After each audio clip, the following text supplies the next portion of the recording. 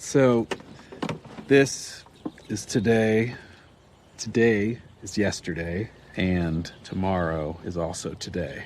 You traveled through time to the present. Yes. Yeah, I don't think you get how time travel works. It's like we're stuck. You know, like a needle on a scratch record. I wake up every day right here, right in Punxsutawney, and it's always February 2nd. It's one of those infinite time loop situations you might have heard about. It's a thing where the same day keeps happening. Time.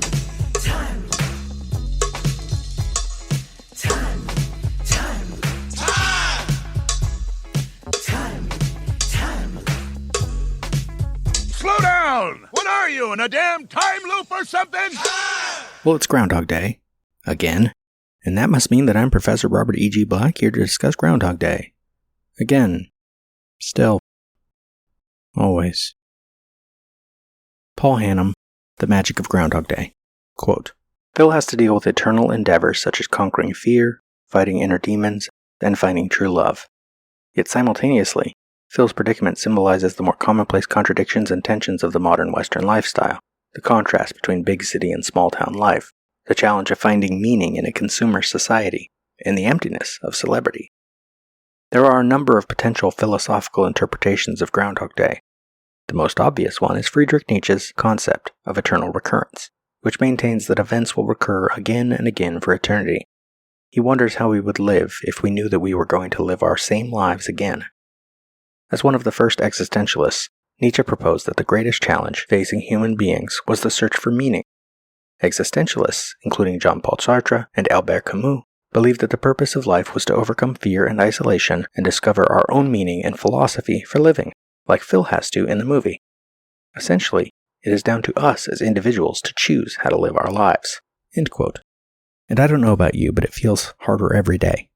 I mean, on the one hand, I get older and closer to whatever end I will have, but also, every disturbing nuance of political and social upheaval and violence and apathy is visible on social media in the palm of my hand at any time of day. Which would be inherently and obviously negative, except those fighting against injustice and discrimination and hate are also there in my hand at the same time. And my autistic ADHD mind loves it and hates it, is overwhelmed and energized by it. And since before I can remember it, my special interest has been film. Stories made to be consumed and consumed time and time again. They change, I change, you can't step into the same river twice and all that. Because what good is reality when the majority of people not only don't know you exist, but probably wouldn't care about you if they did? See, I'm a pessimistic cynic, a hopeful idealist, and all things in between, because for all my years I have taken in all these stories, more than 7,000 films, innumerable television shows, thousands of comic books, novels, short stories, poems, D&D sessions, story after story after story, and growing up I was told that the world would be ending soon, in Bible class, in church, and on the nightly news, and the warmth of a good story was the best defense against the Cold War and the colder hearts of far too many people out there. After the title page, the abstract, the tables of contents, and a couple quotations, my master's thesis began like this, quote, This process frightens me. For more than 2 years now, every day I have put my voice into my blog, the Groundhog Day Project, in hopes of an audience, in hopes of an exorcism, in hopes of a transformation, in hopes of a purpose. Yet I sit down to here explore that venture and to explain how what it has and hasn't done for me can be extrapolated into some prescription for others. Or is it just a still damaged self hoping for empathy, sympathy, pity? I am reminded of a line from G.K. Chesterton that I quoted, Day 721, Live and Die on this day, 23rd July 2015. Quote, The principle is this, that in everything worth having, even in every pleasure, there is a point of pain or tedium that must be survived, so that the pleasure may revive and endure. The joy of battle comes after the first fear of death. The joy of reading Virgil comes after the bore of learning him. The glow of the sea bather comes after the icy shock of the sea bath.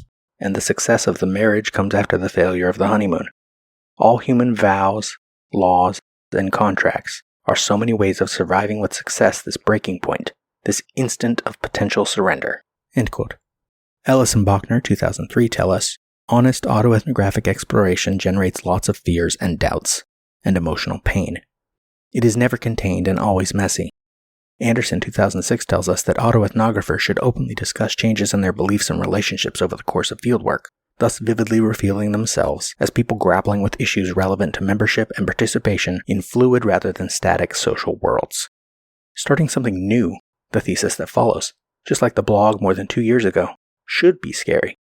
It's a lonely journey into the unknown, and however small an audience, that audience will pick you apart eventually. But you must keep writing, because what other option is there? To be silent? End quote. And the process is frightening. Life is frightening. And this, here, now, is my fieldwork.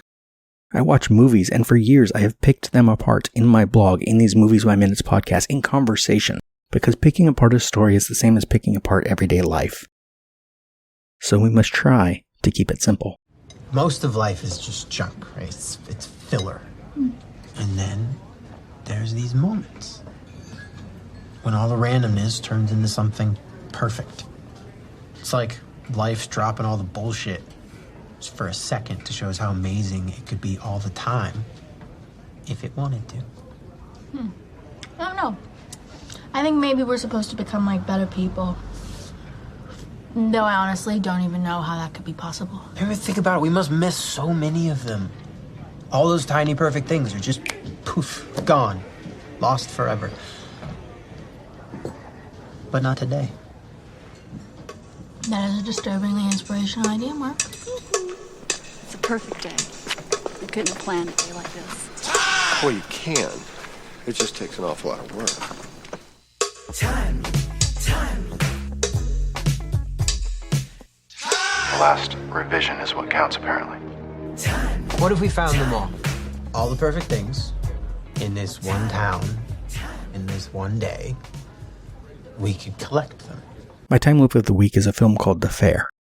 Aside from a brief montage of passengers near the end, the film is 2 actors in a car, the occasional voices over the radio. Harris drives through the desert at night toward a growing electrical storm. His passenger is Penny, who he picks up seemingly in the middle of nowhere, and her destination, though specific, Elm and River Drive, is also in the middle of nowhere. They get 20 minutes together, and at the end of that 20 minutes, she disappears, he resets his taxi's meter, and the cycle begins again. For most of its 83-minute runtime, that's all the film is. At first he doesn't quite realize he's in a loop, then he starts to remember things, and then the two of them start to really enjoy their time together, through conversation, through physical contact, and through memory. I won't linger on it, or spoil its resolutions, but I will say that it plays like an extended Twilight Zone episode, and honestly would have been a damn near brilliant one at that, had it been streamlined and cut to that kind of length. It came out in 2018, but with the drone shots of desert and the simple staging of people in car, it feels like a pandemic movie. Minimal cast, barely any locations, and watching it again to talk about it here, I imagined it would make a fairly interesting stage play. It's a simple tale of people's need for connection, and the randomness and intimacy of conversation plays out beautifully. The Fair. Day 3, the second resumption, interior, bedroom, morning. The alarm sounds and Phil awakens to the same experience as the morning before and the morning before. And in a different bedroom in a different city, was the morning before that much different for Phil, really?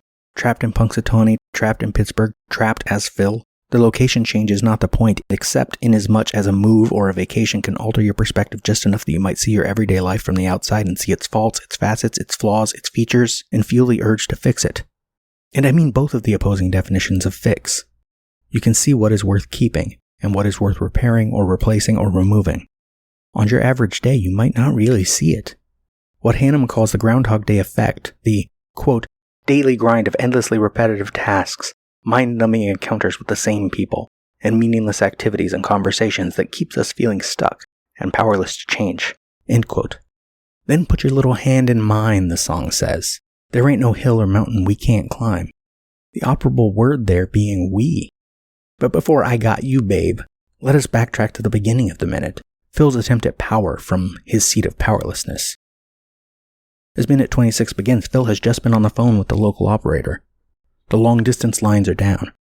Sitting cross-legged on his bed in the Cherry Street Inn in Punxsutawney, pencil behind his ear, he has hung up the phone and returned it to its place on the lower space of the bedside table. And I wonder, and I don't know if I've wondered this before in hundreds of viewings, why did he have that pencil anyway?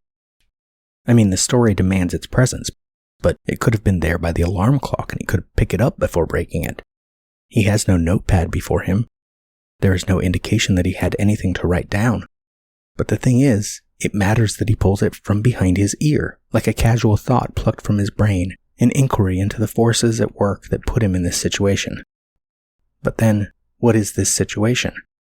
I suggested just last episode that time loop stories, at least when they aren't just trying to be clever, are about characters who are stuck in ruts in their lives, or who are inherently flawed people who need to be backed into a corner in order to bother to make themselves better. Phil is both. I'm both. Stuck in a rut of his own making because he has been treading the same path over and over again. He is a womanizer, he is a liar, he is a sarcastic asshole. He has a great job, but he thinks he is too good for it. And I'd wager he has no real friends. Maybe a few similar assholes from work he might go to a bar with some nights. But then isn't he just scoping the crowd for a woman he can spend an empty night with to fill the void at his center? I mean, what is Ned but a reminder for Phil that he has not kept in touch with anyone from his high school days back in Cleveland, because all Phil knows how to do is to run forward, ever forward, leaving a wake of insults and one-night stands behind him. Babe, I got you, babe. I got you, babe. I got you, babe. Punxsutawney isn't trapping Phil in anything but a comfortable embrace, reminding him of his humanity, reminding him that sometimes you can care about other people and not be in it just for yourself. But I get ahead of myself again. My time loop. Every minute of this film is every other minute of this film. Every moment is every other moment. Phil drives off the cliff at the rock quarry. Phil jumps off the tower at the Pennsylvania Hotel. Phil steps in front of the no-stop moving van. Phil drops the toaster into the bathtub as a family eats breakfast next to a banner that reads unselfishness. Phil seduces Nancy and Lorraine and Tess and Rita and however many others. Phil breaks the pencil to prove not that he has power exactly, but that he has anything. That he is alive. That this looping of time is real and he can still exist within it. And he doesn't look at himself in the mirror when he throws water in his face yesterday or the day before and probably all the days before that in his own apartment back in Pittsburgh because he doesn't like the person he sees looking back at him.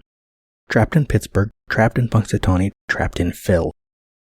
He pauses as he goes to set the pencil by the alarm clock. And just setting it there, when it was not there this morning or yesterday, would be enough, but Phil has to go further. Passivity is not the way for Mama Connor's kid. Even as he lets go of the pencil, he cannot take his hand away. Everything is wrong, everything is broken.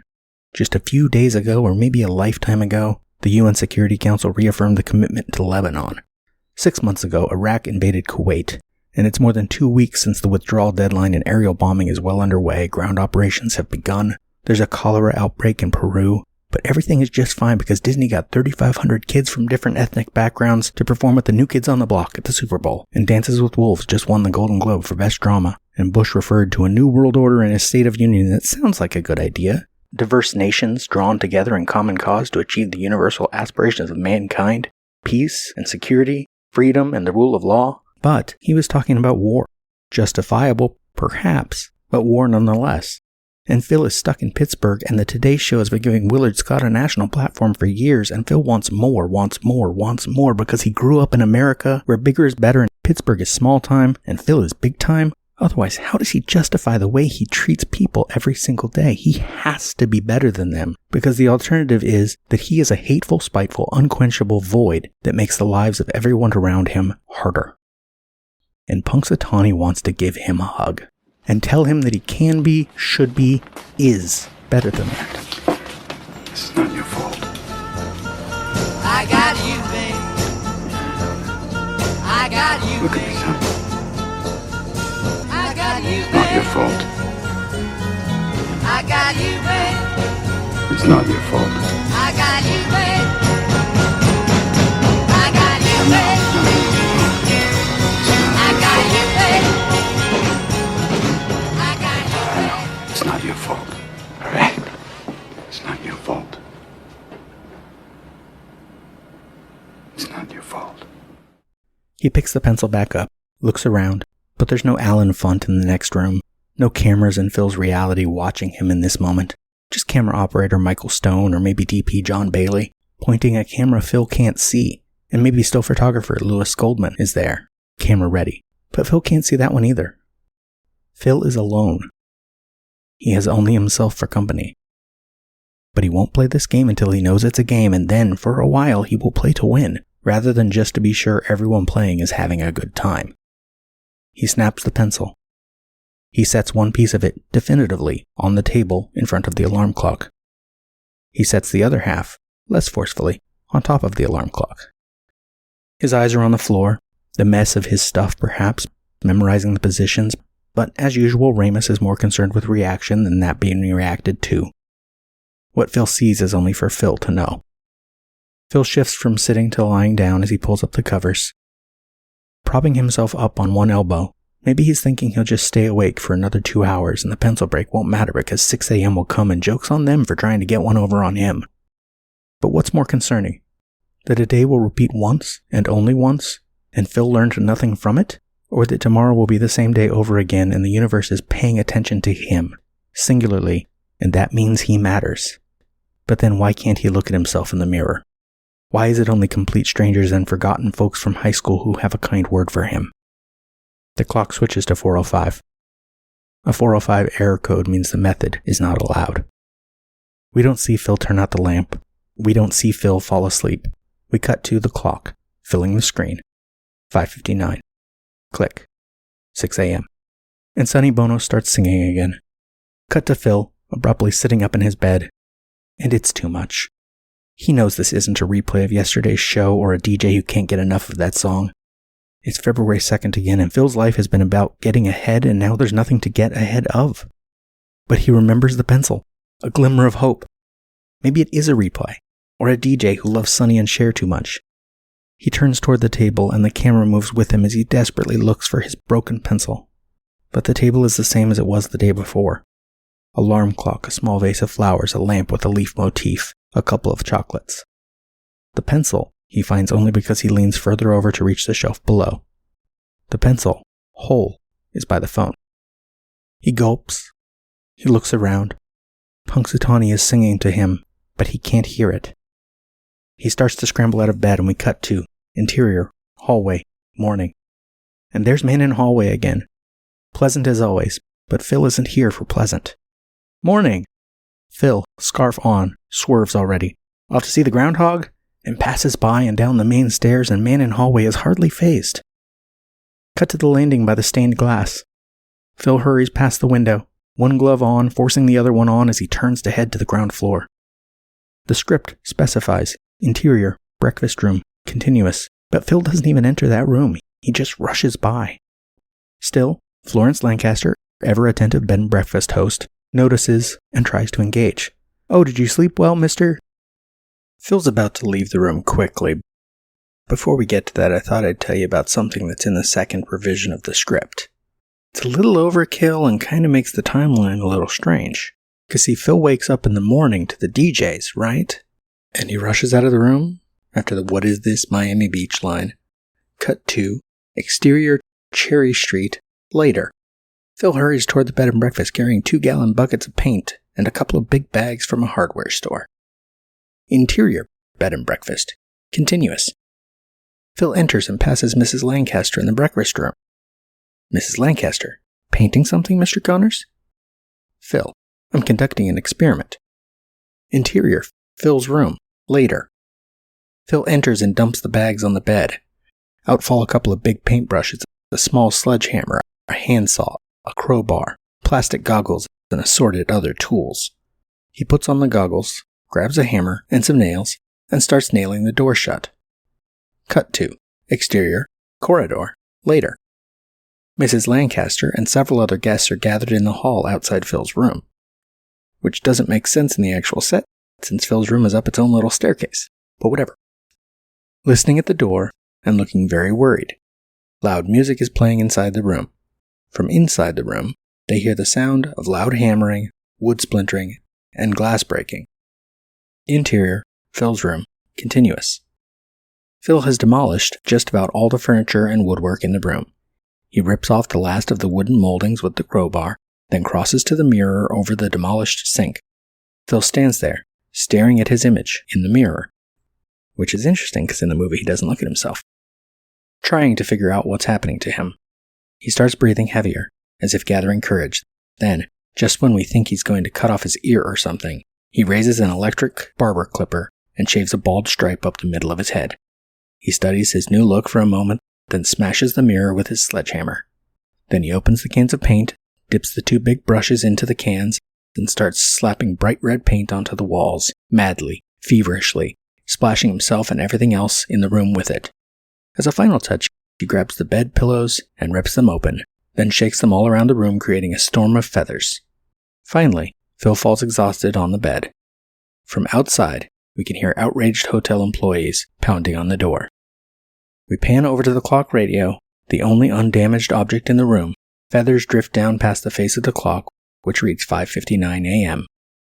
The time changes to 6, the radio clicks on, and I Got You Babe starts playing as we pan back to Phil, sleeping on the bed. He opens his eyes, jumps out of bed, and looks around. No paint, no feathers, no damage. Everything is as clean and tidy as the day he checked in. He races over to the unbroken mirror and looks at himself. His hair is completely restored, as if it had never been shaved. Which, aside from being overkill, pencil solves it so much more simply. It also gives us an entire day of destruction with no sign of what Rita or Larry did. We don't need it. But back to the film. Exterior, Cherry Street, continuous. Phil bursts out the front door, and in this moment, if you haven't noticed before, you should see that the entrance has 2 doors, with a small space between, and the 2 stone pillars on either side of the front stairs are mismatched.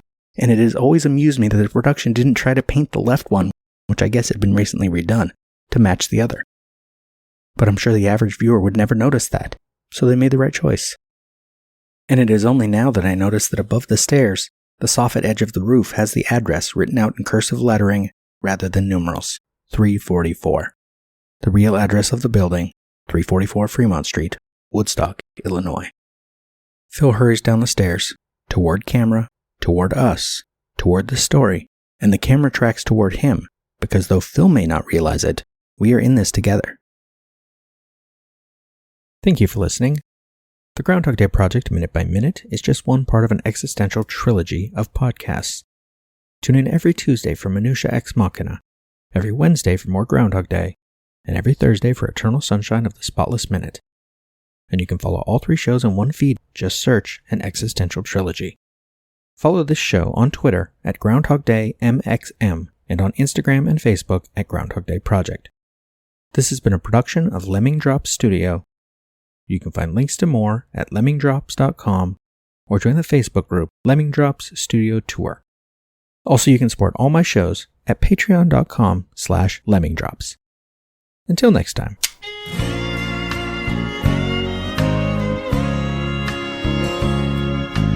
First, I play the game by the rules from 1 to 10. Then you took me round again. I think I have traveled through time. What is wrong in the end which never comes? Or which comes again and again, lapping, like waves. Since the Big Bang set everything in motion, everything that happens in this universe has to be the way it is. Man, are you hungry? I haven't eaten since later this afternoon. Particles unfolding the way they're destined to. How do you sleep at night? You've never seen Groundhog Day? Yeah, you know Groundhog Day is not a documentary.